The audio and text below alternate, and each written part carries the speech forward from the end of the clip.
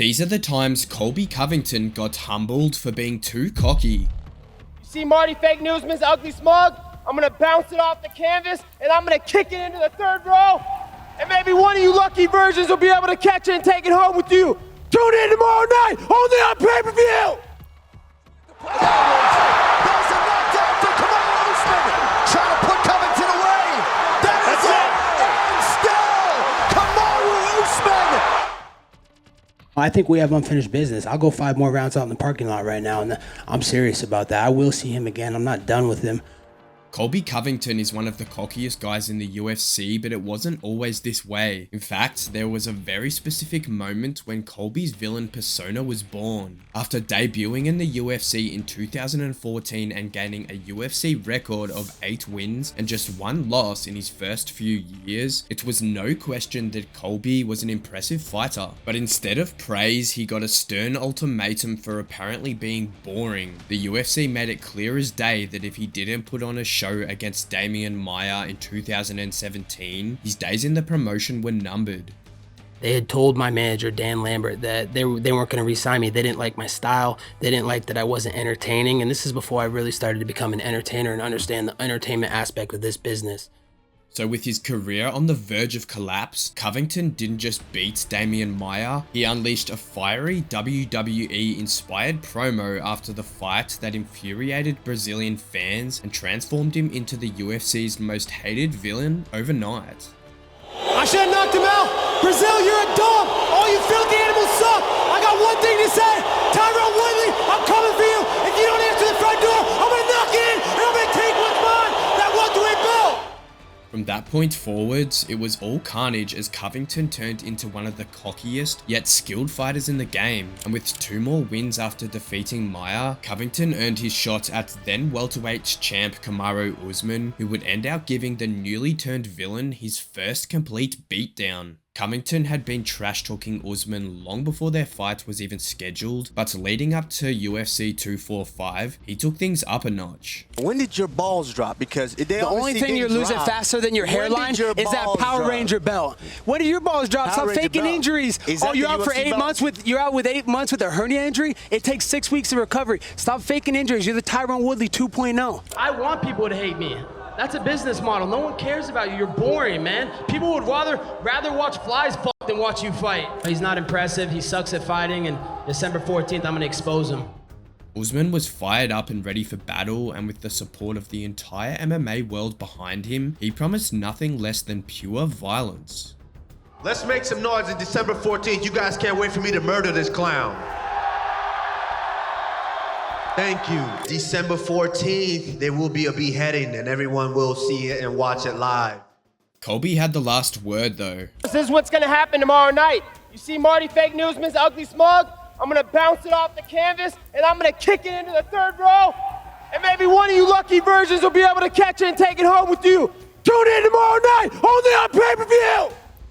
When the cage door shut on fight night, Usman and Covington went at it for 5 grueling rounds. The champ dished out just a bit more punishment, even breaking Covington's jaw along the way. In the 5th round, Usman rocked him and unleashed some heavy ground and pound, forcing the ref Mark Goddard to call it. Covington wasn't just upset by the beating, but he also made it clear he thought the stoppage came too soon. Mark Goddard is seeing this right in front of his face that I'm getting hit in the back of the head. You can go look at the video of the 5th round. I take 4 shots in the back of the head and I'm completely coherent and I cover up the back of my head. And when I cover up the back of my head, he calls the fight. The controversial finish set the stage for a rematch, but Covington still had to earn it by taking down former champ Tyrone Woodley. When Usman and Covington faced off again at UFC 268, 2 years after their first fight, Covington was back for vengeance and he was anything but humbled from their first encounter. The build-up to the rematch was even more intense than the first fight, with Covington kicking things off by dragging Usman's father into the trash talk and bringing up an old arrest related to healthcare fraud from when Usman Sr. first came into the US. And I broke your fucking jaw. You took a fake timeout. The only thing you broke is your daddy out of prison. Where's that jailbird at? Is he in the building? We need the scam artist here, just like his son. And from that moment, the stage was set for the rest of the press conference. After I'm done with Marty Saturday night, he's done. He's gonna retire and he's not gonna wanna fight me again. Covington's trash talking didn't stop there, as he even accused Usman of using steroids. We saw the photos yesterday. What's all those injection marks around your stomach, bro? Man, those look bad, dude. I saw you with Gage and you look like shit, man.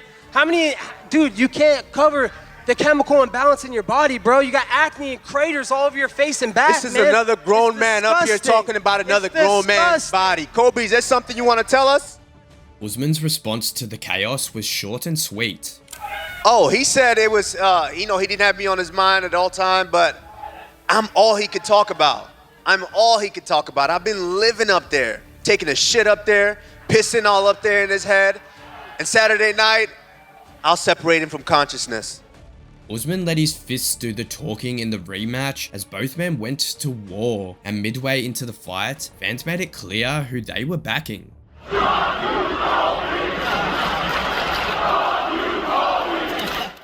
The fight ended out being a complete war, going 5 rounds to the distance. Usman did enough to defend his belt once again, winning by a unanimous decision and solidifying his place as the division's best. Covington was frustrated with his performance, and he promised to come back even stronger.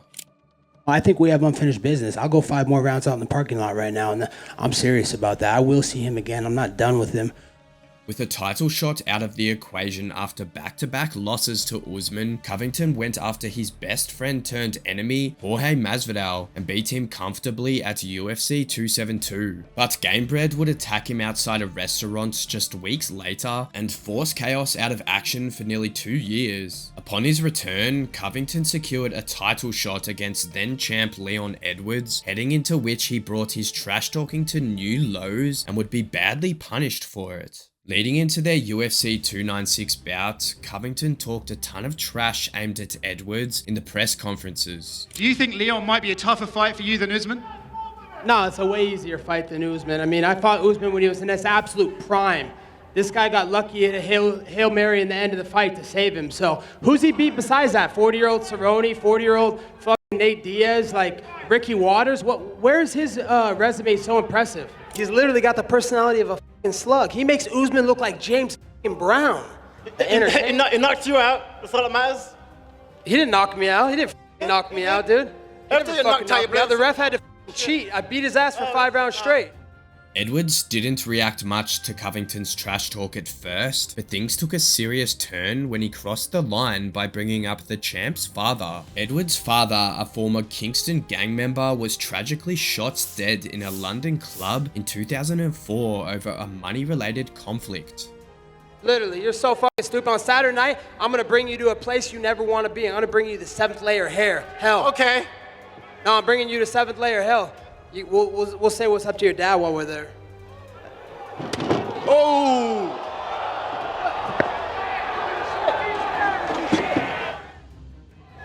Yeah, look at no fucking. Look, he's got his ultimate feeling champion. He ain't no ultimate fighting champion. He's ultimate feeling champion. Edwards was angry, but he saved his wrath for the day of reckoning. After that situation, did things just get a bit more personal between you two? Not really. The guy's a piece of shit, but make sure you get that same energy backstage. That's all I'm saying. Make sure you save that fucking energy in the ring Saturday night. Keep that energy backstage. When the cage door shut, Colby wasn't as sharp as his tongue, as Edwards stayed one step ahead throughout, using his top-tier striking to land clean shots on Covington while expertly defending takedowns. After 5 rounds, Edwards cruised to a unanimous decision victory. In his post-fight interview, Colby was asked if he regretted making personal comments about Edwards. His response, a firm no. You know, Leon mentioned in the cage how your comments at the press conference really sort of emotionally hurt him, and he struggled with that, and the death of his father still weighs on him heavy. Do you maybe regret those comments and think, actually, okay, that was one time I maybe did go a little bit too far? Not at all. Why would I have sympathy for a sex trafficker, someone who's impacted and hurt a lot of people's lives? You know, the truth always stings the worst in the world, so... You know, no, I don't feel bad about that at all. Let's talk about all the victims that he left behind that are surviving of the trauma and the turmoil that he put these people's lives through. So I don't feel bad at all. Why would I feel bad for a criminal? Following another year break, Covington made his return to the octagon as cocky as ever against rising star and underdog Joaquin Buckley, who was about to punish Covington for completely overlooking him. Buckley, Fuckley. I mean, does it really matter? He's irrelevant. He's an absolute nobody. So, I haven't done any research on him and I didn't care to. He's just, he should be happy that he's getting the privilege to fight me. So they're like, hey, but we need to fill this main event with Joaquin Buckley at Tampa. He's not a star. He's a bomb. He's a nobody. So we need someone to sell this show. Can you be a company man? Come do it. I said, absolutely, Hunter Campbell. Whatever you need, man. I'm a company man. I love this company. God bless the UFC. God bless America. In fact, Colby underestimated Buckley so much that he left it to Chael Sonnen step in and deliver a promo on his behalf. I'm going to have my head coach and my role model speaking for me tonight. I came to tell you, when you're the greatest fighter in the world today, they got a name for you. They don't call you a great fighter, they call you Chaos Covington, only in the octagon, 10 o'clock Eastern. The fight was a completely one-sided affair, with Buckley taking control from the start, using his striking to dominate every round. It came to an end late in the third when a doctor stepped in and determined Covington was too beaten up to continue. Colby was, as usual, not happy with the stoppage. I think he was tied up 1-1, and I was starting to wear on him. I could see him breathing out of his mouth. I was starting to catch him on more shots. So it's unfortunate that they stopped it. Even Dana came out and said if that was in Vegas, that would have never been stopped. So I took his hardest shots, and they weren't nothing. They didn't faze me at all. These were the times Colby Covington got humbled for being too cocky. Who served Chaos the biggest humbling? Now, Colby isn't the biggest villain in the UFC. That's Conor McGregor, so if you want to see McGregor getting completely humbled for being too cocky, check out this video here.